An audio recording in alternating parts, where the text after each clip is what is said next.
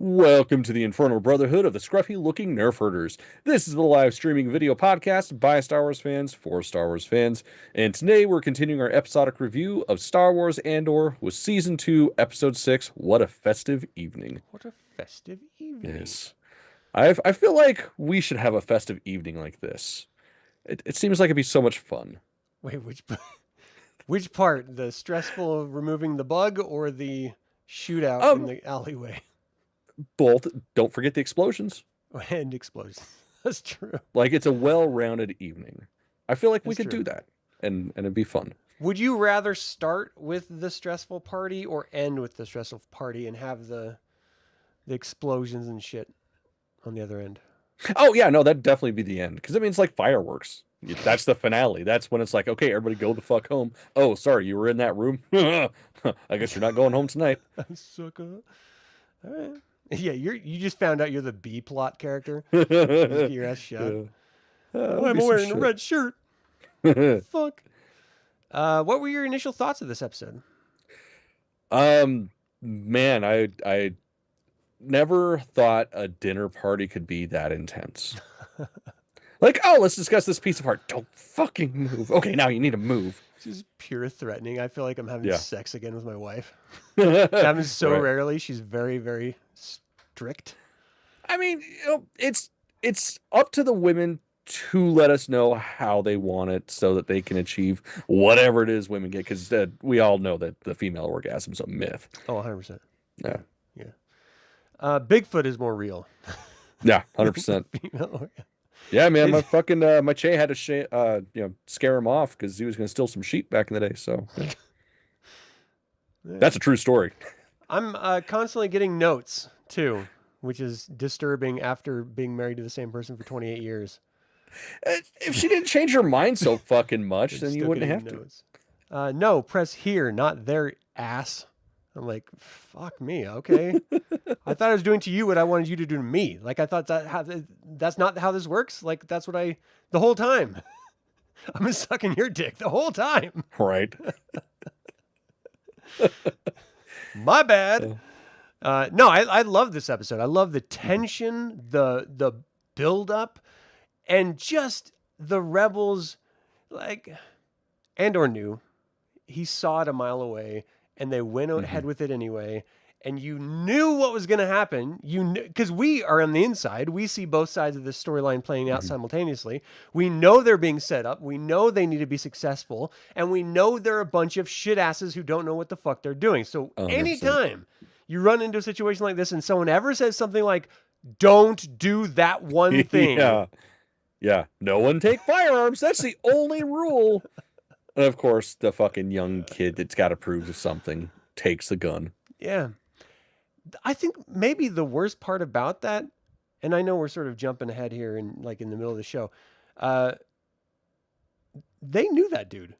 Like, they were, I don't know, community members, friends maybe? Like, they knew that guy. He went to the same meetings, and he's going to pull a gun on him? That made no sense to me. Pretty much. It's like, dude, just let him go through. Whoop-de-fucking-do. Yeah. And like, that seems like a very extreme case. Like, I mean, granted, I get it. I've pulled a knife on somebody over stealing $7 from me, but I'm also high-strung. So, like, I feel like if you're a rebel insurgency member, you shouldn't be as high-strung.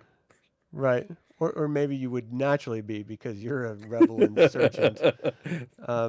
Maybe, yeah, $7, cultural life. Yeah, it's tit for tat. Yeah. It's the same thing. No, I love this because we start with Luthen confronting Andor. Like, Andor's like, how the fuck dare you come to Bix when I leave?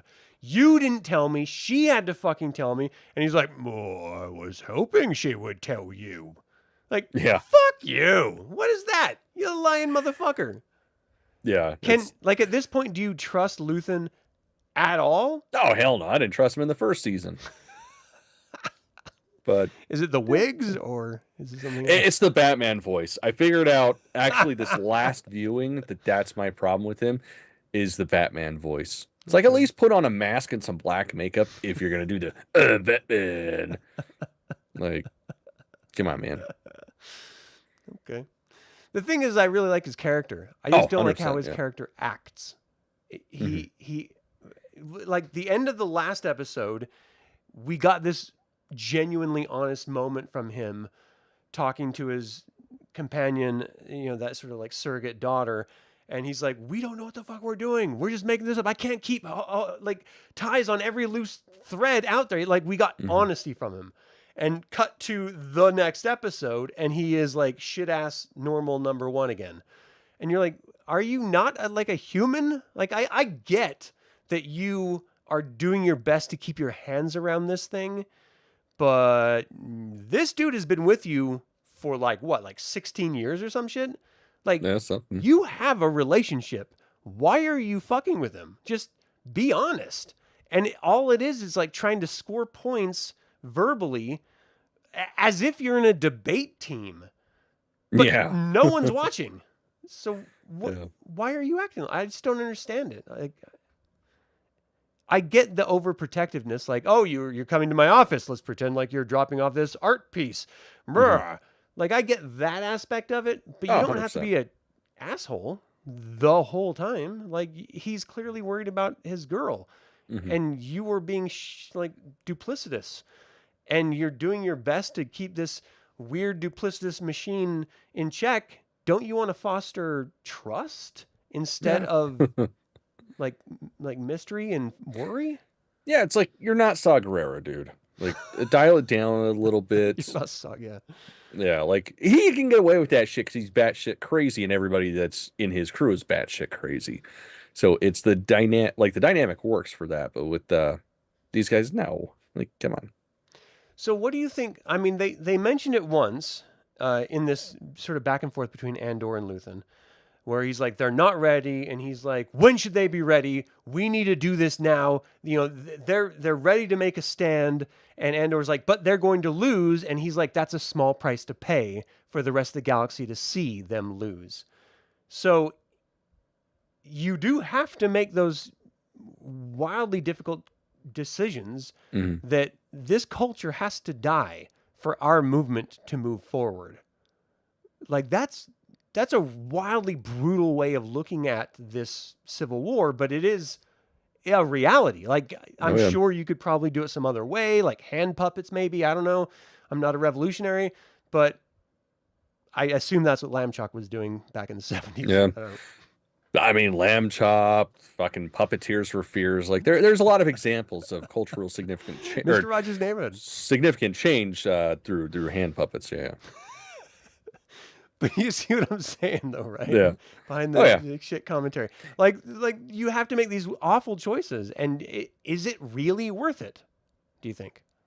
Well, I mean, I have seen the sequel to season 2 of Andor, so I think it plays out pretty well. And I mean, yeah, it's God, what was it called? I think it was like Rogue One or some shit like Yeah, that.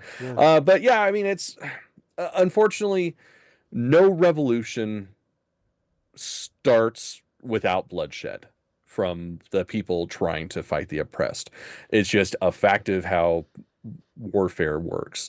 Like, we need someone to look at as a martyr to get everybody else pissed off enough to be like, ah, fuck these guys.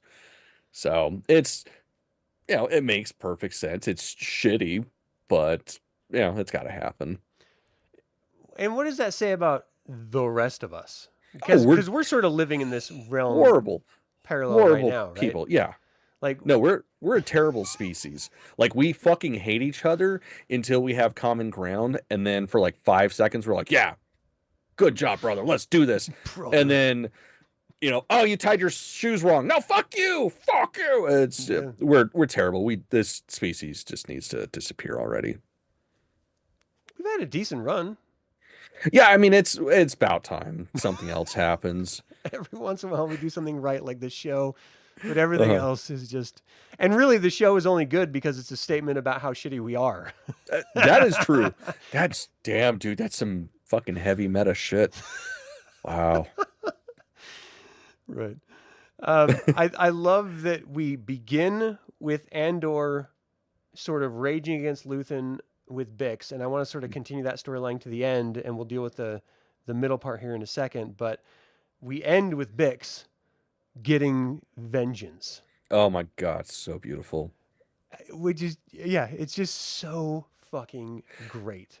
So So, is this something that the Andor set up, do you think, or is it something they worked together to realize? oh no, this is 100% something they did together. Just almost, I mean, obviously to help her with her healing, Yeah. at least whatever healing she can get from the matter, as well as a big fuck you to Luthen, because there's no way in hell he's not going to know that was them. Yeah. Um, so first time you watched it, did you think it was one of her PTSD flashbacks? Because that's what I thought the first time I saw it Oh, until I, until she walks out, meets up with Andor, then it's like, oh fuck, that actually happened. I don't remember the first Yeah, time because it was so long ago. But that's fair. to be fair, this aired in April 29, and we're in July. Yeah. Um, but we were led to believe that she had these visions. We Hmm. witnessed some of them, Yeah. so we know that she suffered from it. I can only imagine. I initially thought it was another vision, but to see it, realize that it was actually the dude, and he didn't even fucking recognize her, That best part. which is like Absolutely the best part. fuck. But does that steal some of the thunder, do you think? No, I think if anything, that would have cemented any sort of apprehension she had against doing that to him. Oh. At least that's how it'd be for me. It's like, oh, you fucked me, and then they're like, oh wait, who are you? It's like, oh wait, that's why I'm doing this to you. All right. I honestly think we should allow everyone who has been victimized to enact some sort of revenge on their tormentor. If Mm, you mm, were molested or raped or assaulted, you should be able to take out some physical reaction in kind. Because 100%. yeah, I guess some people may find some weird semblance of, I don't know, peace in forgiveness. I think that's a cop out, and that's just Hmm. you accepting that you can't do anything in life. I Yeah. think if you can actually like she Bix has in this moment, very fucking venge. I think that would be infinitely more helpful. And yeah, it's violent and it's gritty and it's brutal, and you have to fucking live with that. But you've already had to suffer because of them for no fucking reason other than Hmm. you are you in a moment, and they happen to be passing by in their shit life, and they Yeah. are, imprinting on you. So if you're already fucking wounded and ruined, why not just use it as a cathartic moment to Hmm. reciprocate? I Yeah. mean, this is the 100%. fucking jungle we're living in, goddammit. Well, the best part, like with her, like this for her, is that was wholly unnecessary. That was a statement. That was a fuck you because that shit was getting blown the fuck up. Mm-hmm. And she knew it. And that makes that shit even that much darker. I mean, I guess it could make it darker to some, to others, it's like, oh, yeah, he fucking deserved that shit. Well, I love it when she's like, this is going to feel like an eternity. She knows it's only like a minute, Hmm. but it's going to be an eternity in his head. And to see him scream as she Yeah. walks out, oh, it just felt Yeah. so good. So great. And so, like, does that make us as bad as the Empire? Like they're doing these horrific things. I feel like I know I our answer, but yeah, I mean, our answer is pretty straightforward. as an, No. are they trying to say as the audience, you are made as evil and vile as your tormentors by your tormentors? Is it trying to say something in that moment? I don't know. But it is hard because I mean the end result is the same. Like bad happens because bad happened to you. I mean that's just the reality of Mhm. existence. Everything is reaction to something. But I don't know if they're trying to shine a light on them being just as bad. Like I understand, like from a certain point of view, like they're anarchists. They're trying to topple a well-organized government. Blah blah blah. They had a right to, and Mhm. they definitely should have and did and successfully. But yeah, I find it hard to find anything evil in, man, treating somebody just as bad, if not worse than they treated you, especially because that's not going to fix everything. Yeah. Like, she is still going to deal with that the rest of her fucking life. Yeah. What happened? That's like putting the band-aid on a fucking gash that needs surgery. Yeah. And I've put a Band-Aid on a pussy before. Yeah, it It doesn't doesn't close it. help. It's, you imagine, okay, it's absorbent, it's going to help with period It's blood. It does absorbent. not at all. It still makes a mess. Okay. I've missed hanging out. It's been a Yeah, while. me too. It's been too fucking long. Oh man. I don't want to like beat a dead horse or stay too long on this part, but I thought it was so beautiful seeing her finally get a moment. And as far as the narrative goes, and we see this in future episodes, though we don't really spend any time considering it, which is why I want to talk about it now. This does help her immensely, and she Oh yeah. becomes a very healthy, functioning adult after this. So it does kind of make you question, like, how about if you get raped, you fucking take a pool fucking stick and fuck that motherfucker? Like, why don't we have a Lex Talionis based society when we pretend like our judicial system is punitive and people do suffer in it? By and large, people just live in it for a while, then leave, and then come back to it for a while. So let's just pretend that a fraction of the people that are in our institutions are, in fact, guilty and they did commit a crime. How is that fixing a problem? How is that Right. solving anything? If your kid or spouse was killed or parent or something, how are they? How is it okay that you just put them behind bars? Like, that's Right? not Three serving squares in a anyone. cot? No. Yeah. Plus, there's no rehabilitation with that. Yeah, it's fucking stupid. I think to answer your first question, it's the fact that for the most part, it's men that are in charge, and for the most part, the evil shit that happens in society, it's by men. So having to show any sort of accountability and potentially having it come back at you, can't have that shit happen. Like in a matriarchal society, yeah, they'll just fucking kill you. Women are fucking brutal. Wouldn't be this shit like, oh well, maybe he wasn't bad, but we should just throw him in jail just in case. Give him housing and food and education, all the butt sex he can have. Like it's bullshit. It's you're not even punishing some All people. the butt sex you can handle. It's like, that's a vacation. I mean, to some it would be. It's like a birthday every day. Oh, hell yeah. It's a special request.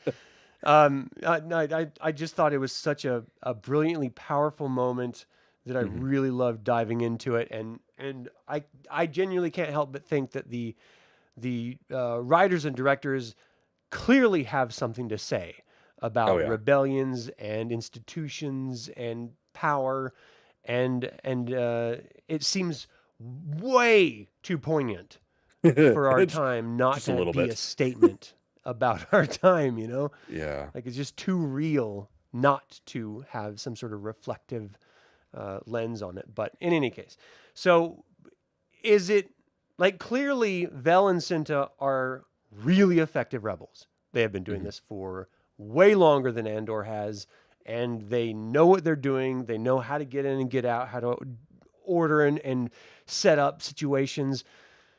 But with Andor's warning, does it seem like Luthen is sending them in to fail? Like, he knows that this is going to end in a fail for the Gormans, but like, Andor's straight up telling him, like, no, this is clearly a setup. Like, they don't know what the fuck they're doing. This is going to end poorly. Let's not get involved. And he's like, nah, fuck it. I'm going to send my two most effective agents in there, and this is going to work Yeah. out great. I didn't understand that, like, because they're clearly his most effective agents, and usually they're separated because of that, because Yeah. you don't want to pool all your assets into one mission and then fucking lose them. And Um, combined, like, they have a relationship. He must know that, and that oh yeah, can create a conflict. yeah. I don't like. I like to think that he's a genius mastermind, but sometimes I feel like he's just a shit disturber because that's what happens. Like, I wonder how far into this he actually saw it going this way, because it's like I could see it going one of two ways with this happening. Is, like, one of them's gone, so what does the other one have to fight for? So they're just gonna lay their entire life on the line for the cause. But it's like, what about the alternate version, like where they just lose everything and realize I got no reason to do this? Yeah. Yeah, it's rough because I think, at least my interpretation of this is that we're supposed to take away that Luthen's desperate and Hmm. he's sort of caught up in the momentum of this thing, and he doesn't, like, he's incapable of pulling back or restraining or hitting the brakes in any possible way. He feels like he has to continue the momentum. And regardless of the end, regardless of the outcome, he just has to keep going. And I think in my interpretation, that's why he puts his, two best agents out there. He knows that Gorman has to happen for other people to pay attention and to build up more momentum. And he has to do it. So Yeah. regardless of who it is, and I think this is paid off in future episodes that we'll be getting into later, where we see him making choices that are clearly poor, but he's doing it intentionally, Hmm. with purpose. He knows that he's out of control. He knows the brake lines cut on this vehicle going downhill, and all he's doing is hitting the accelerator. He's like, fuck it. Like, this is where we are. And we have to hope that when we hit that fucking end, it makes a mark. Yeah. So let's just fucking go. Yeah. I don't know. That's how I saw it anyway. How did you feel about Vel and Cinta treating the resistance like little children? I mean, they fucking are. So like they sure should act like it. So I mean, unfortunately, some people have to be talked to that way in order for them to get something in their head. So I thought it was hilarious and fitting. It clearly didn't work and just showed why they did what Yeah. they did.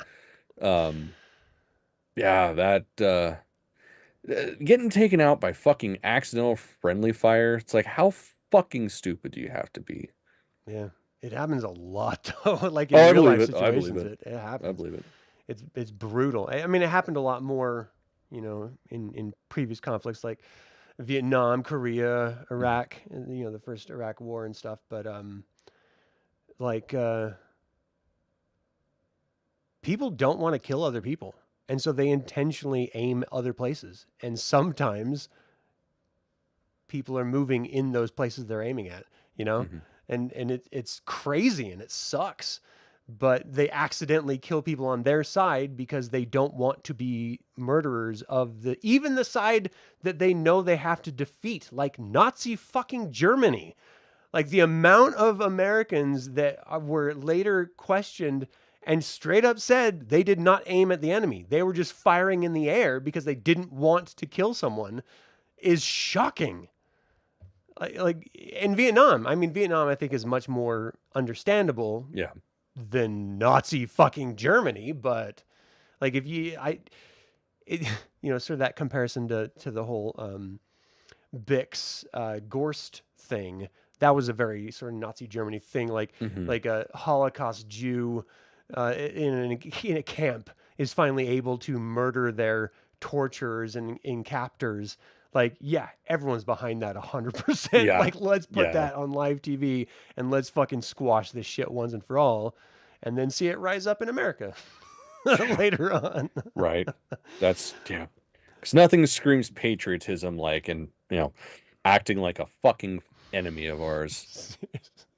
That will revoke citizenship of people they disagree with Yeah. and And I openly mean, is flaunting it. I, okay. Not many people like Rosie O'Donnell. I get it. But that much, I'm come not the even a fan, but fuck I don't give a on. fuck. Yeah, it's Like, like Jesus fucking Christ. it's just fucking shocking. Like, we have no sense of order anymore. Like, this Hmm. is all nonsense, and it's like a fever dream. Someone has a Yeah. flu, and we all have to live it. Yeah. Unfortunately.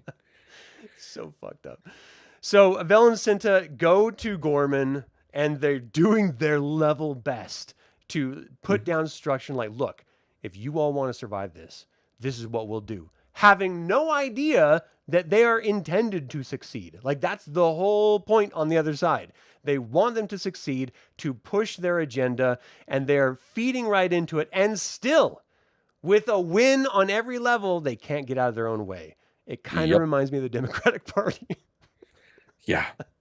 Yeah. Like Well, you have a I don't win. I don't know, man. I don't know if I'd compare the two because these guys are actually fucking trying to do something. Okay, you make a good point. That's a compelling point.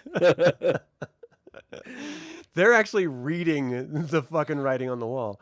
Mhm. In real life, they don't at all. Yeah. They demonize their own side and then wonder why they don't win. Mhm. So, a little bit of verbal abuse back and forth, but this is a military operation. This is not a community get together Mhm. meeting like we've seen them do in the past. And sometimes you just, if you've never been in a military situation, you don't like being told what to do. And I can understand that, but I've also been on the other side of it. And I know you have to be able to know what to do when and no matter what, execute your orders. Because Yeah. otherwise, this shit happens. What we see Yeah. unfold. So we've got oh shit, what is his name? He's sitting up there watching Cyril. Cyril, thank you. Watching the whole time, reporting back to ISB Central, Dude, who were I just fucking love that shit. Like, all right, everybody out. This is ISB business, blah, blah, blah, blah, yeah. blah. All for a fucking video conference. So goddamn good. It's like they were watching a must-see TV episode. Yeah. They're like, You everyone out. kick all Sopranos the is children on. out. Yeah. I mean, putting it that way makes perfect sense. It's like, everybody shut up, get the fuck out. I don't care where you go. Just don't be here. I was gonna do like one of the actual like must-see TV. Do you remember like when there was TV, the must-see TV episodes? What's the name? The one is it Family Matters? I was Did just I do going to say that? Family Yeah. Matters, yeah, with Urkel. Yeah. Yeah.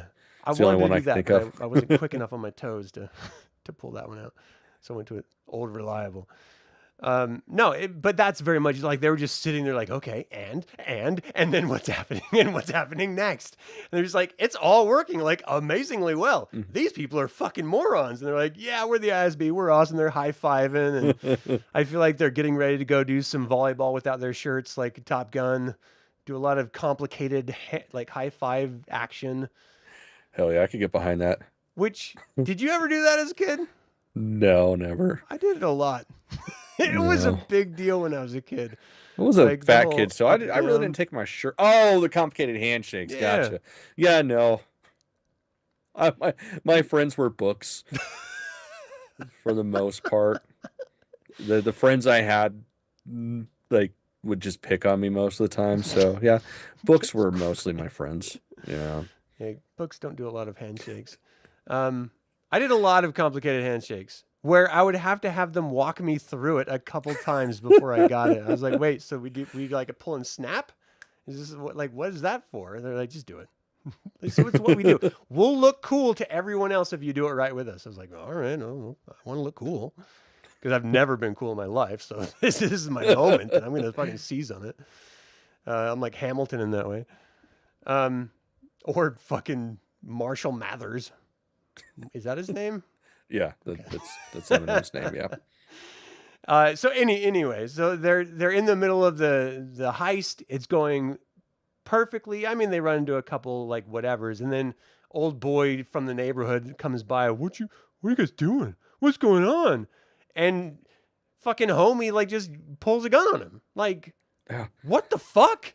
It's like, right, maybe it's an extra fucking body. He's a big dude. He'll help. Right. And guess what? Then you guys could have got the entire fucking truck probably. He was already in the meetings, and he was the most fervent occupier of all of them. He would totally be down. Yeah, I didn't understand that that mindset. I mean, I guess to an extent I do. Like, it was probably just a kid having his first little taste of power. And unfortunately, you give a kid a gun, it's gonna we've probably seen it end far one too really often. stupid way. Yeah. Far too often in our real world. Mhm. Yeah, so the most obvious thing happened when someone who doesn't know how to handle a firearm pulls out a firearm and they kill someone they weren't intending to kill, because if you don't know how to fucking aim, it's not like the Wild West and you're just hip shooting and you're accurate. Right. You're not Billy the fucking Kid. You're asshole who doesn't know how to handle a firearm, have never taken a fucking firearm safety, never fucking practiced with it. You just think you're fucking tough. And this is how people fucking die. So Yep. let me ask, if you are Vel, yeah, Vel's the one that survives, right? If you're Vel and your lover, Cinta, gets shot down by shit-ass number 7, what do you do? See, me, I would take that blaster, shove it up his ass, and pull it until the fucking charge is empty. Yeah. But that's just me. I would have 100% killed him too. And I don't think anyone would have done anything about it. And he would have 100% deserved it. Like giving him a tongue lashing later, what the fuck is that going to do? Well, I mean, it probably accomplished exactly what she was trying to accomplish with that. Like fucking just completely beating him down to express like, oh, you're crying? I just lost the love of my life because you're a fucking idiot. Why are you crying? Don't you fucking look at me. You fucking look at me. You get to live with her the rest of your goddamn life. So it's like, at least hopefully the kid kills himself at some point because he can't handle it. And I feel like that's probably what she was thinking, because that's what I would think. And I'm a well-rounded, normal individual. Right. Certainly sound that way. Yeah. That's what normal people think, right? I'm going to mean girl him until he commits suicide. You put it way better than I could have. But yes, 100%. I 100, if anyone I know, if they were shot by some asshole, I would have shot them in the face. Yeah, without 100%. a question. Like, never even thought twice. I fucking told them. They fucking knew. They killed the one person I cared about on this mission. Fuck them. The rest of you, rally up. Let's get the fuck out of here. And never spoken about it again. And the thing is we've been led to believe that's how the rebels operate, which is why it sort of struck me so odd that she didn't. We're in the sequel, Rogue One, we open with Andor capping a rebel informant. Yep. Like, that's how they roll. So I was really stunned when she was just like, nothing. Just like, you're going to live with this. Don't cry. Stop. You don't start crying at baseball. I was like, I was waiting for that line. Yeah. And I get it. Like, he felt bad. Boo-hoo. His whole species is going to be annihilated in a couple episodes anyway. So, okay. But they don't know that in the moment. Like, fuck that dude. Fucking kill my... Yeah, I'd be pissed. Especially because they just reconnected and just reunited. It's been years since they've been together. And then they get like a night. They get to smell each other's pussy. And they're like, oh, yeah, I like that brand. Oh, yeah, that's why I stick around. That's right. You've got the best roast beef. Extra cheese. Your pastrami is slapping. We're adults. We are 100% adults. We adult. All right, so finally, let's conclude with the party, the What a Festive Evening, when we've got Krennic and Mon Mothma just mano-a-mano philosophizing. Dude, this is like so goddamn good. A debate in high school, and they're just going at each other. It feels like anyone in social media ever about anything ever. Oh, yeah. Yeah, it's like, this is life or death and the most meaningful thing, but it's all based around art, but it's the subtext between the discussion, or beneath the discussion. Yeah, and like Clea has to find and get this fucking listening device out before what's the dude's name? Skulden gets his entire art collection reevaluated, because then they'll find the listening device. They'll know that Luthen is a fucking spy, and then they'll throw the whole rebellion into upheaval. So she has to do this in the moment, and she brings in their ISB informant, who is not up for the challenge. No, that dude was so fucking good in this role. Like, I was just waiting to see his fucking tunic turn brown at the base of the tunic.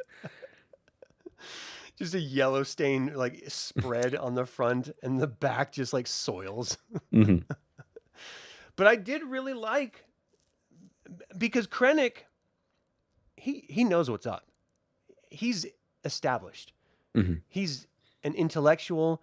He understands. He's a bureaucratic force. He understands what he's doing, and he knows.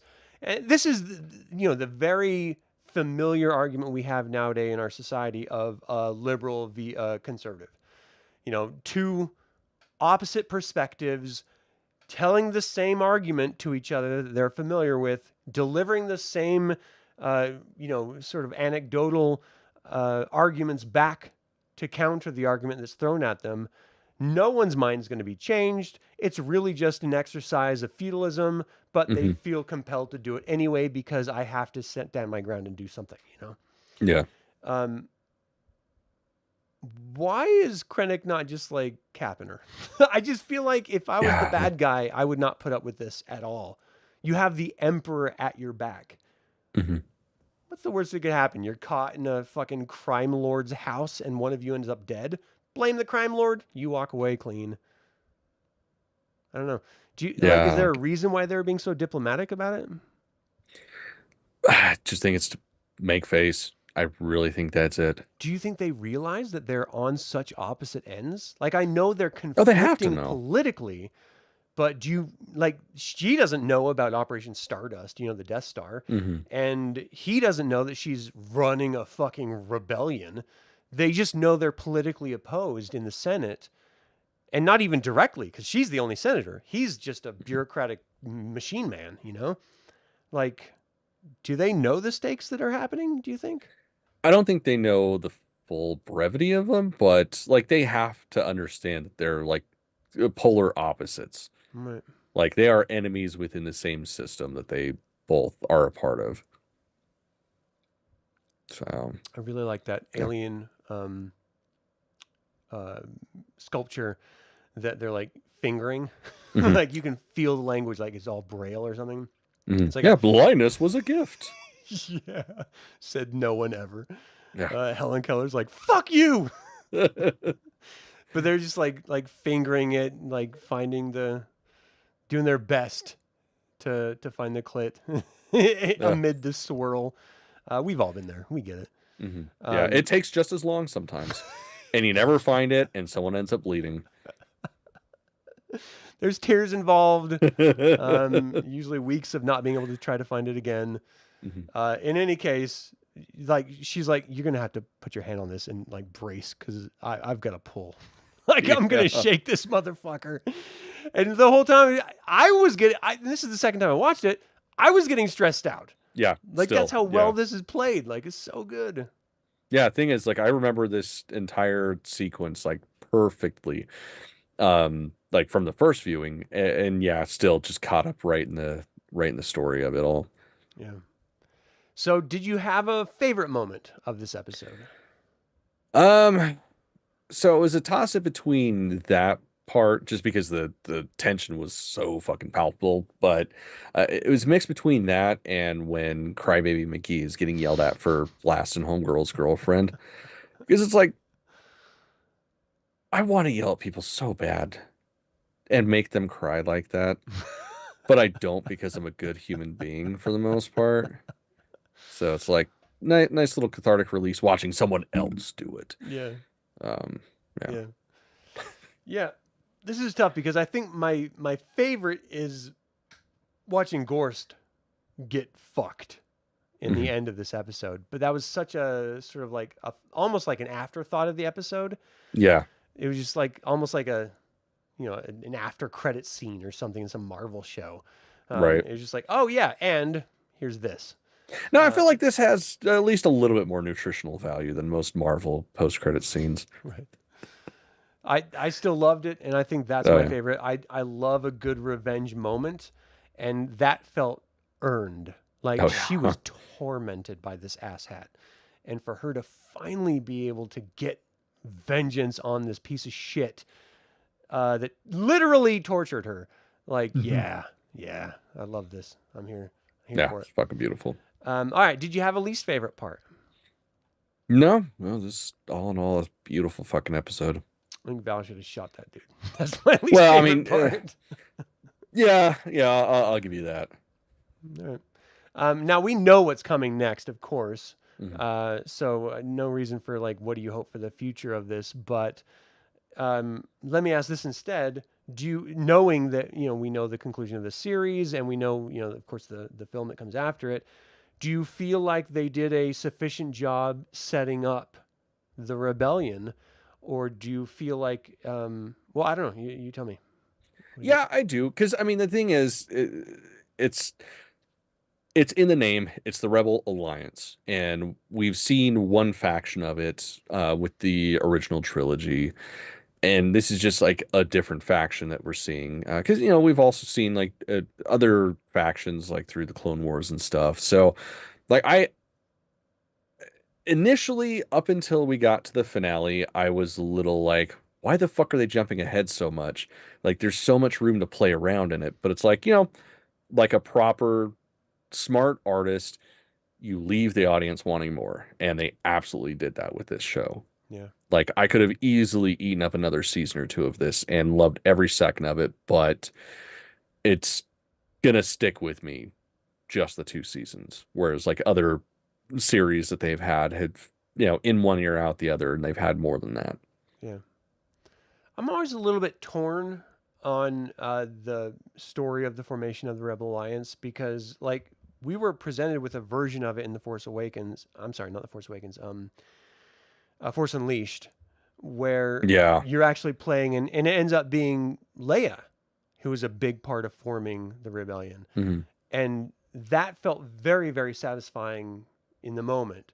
And then now to be presented with a situation where she had nothing to do with it, and it was all, people around her, her own parents, Mon Mothma, and there's other characters. As much as I enjoy their inclusion, I kind of also like the intimacy of keeping the story small. Like, it was these characters that played huge roles later on that helped bring it about in the first place, that they have the most stakes in it because they spent so much time building it, type thing. I don't know. Does that ever bother you at all? Or you're just like, yeah, it's another story. I hadn't even considered it until now, and yes, it does. Because yeah, that's the thing. Like, even with Disney's canon, like they have kind of lessened her importance in the alliance and just like the formation of everything. Because I mean, yeah, even the fucking symbol, Yeah. like in pre-Disney. Well, actually, I don't think it was canonical because George really fucking hated the Force Unleashed. Yeah. But It still, definitely was like not canonical. Yeah. that's how we got the fucking Rebel Alliance symbol. That was Star Killer's fucking family crest, or sorry, Garen Malik, his family crest. But yeah, I hadn't even really thought about that. It was very cool, and I like this version of it. I'm just Mhm, saying I like kind of the intimacy of the other version too, mhm. and I felt like the Wookiees were a little more included in the earlier version, Oh yeah. and so I kind of feel like that's missing. And we're sort of at a point where we've already seen this, we know how it concludes, and we're just sort of revisiting and reflecting on what's already happened, Mhm. and so we have the privilege of reflection, of course. And I still desperately love this, and I'm so Oh yeah. glad we got it. Uh, I shouldn't bitch. It's still fucking great. Like, I have Yeah, nothing to complain about. So it is, and it's great having a reason to revisit it. yeah, 100%. Like that's probably my favorite part of this. Like, yeah, it would have been fun to do it as they were airing, but yeah, they're fucking releasing 3 episodes a week, and we're busy people. There's no way in We hell have we were gonna do it. lives. Yeah, unfortunately. Um, but yeah, I love that because it's something that I think, oh yeah, I'd totally go back and watch, but at the end of the day, I don't fucking really watch much TV anymore Yeah, unless I'm forced to, and it sucks. yeah. Actually, lately I haven't been watching any. It's been Mhm. rough. We've been watching, like, if I sit down to watch anything, it's like some rando paranormal show. Like Yeah, nothing same. interesting or just bullshit. It's either that or cooking shows, like one or the other. Yeah. That is it. All right. Was there anything else you wanted to cover with this episode? No, man, we definitely got it. Well, thank you all so very much for tuning in, both live in chat or after the fact. Actually, we didn't have anyone live in chat, even though I have live viewers. Yeah, what the fuck, people? We invite you to subscribe to this channel, click the bell to get notified about our next video. You can now support this channel through YouTube memberships starting at 99 cents a month. That's right. You can feed an orphan in Ethiopia or pay us. Fuck yeah. And And I we'll think use we that know money what way choice. better than those kids. Buy cigars and cake. What else in Fuck life? yeah, absolutely. And you guys get to watch us eat them and smoke them. Hell yeah. You can also pick up some swag, custom designed Star Wars. Scruffy Looking Nerf Herder. All right, so until the Infernal Brotherhood convenes again, my fellow scruffy looking Nerf Herders, may the force be with you. I have friends everywhere. It's true.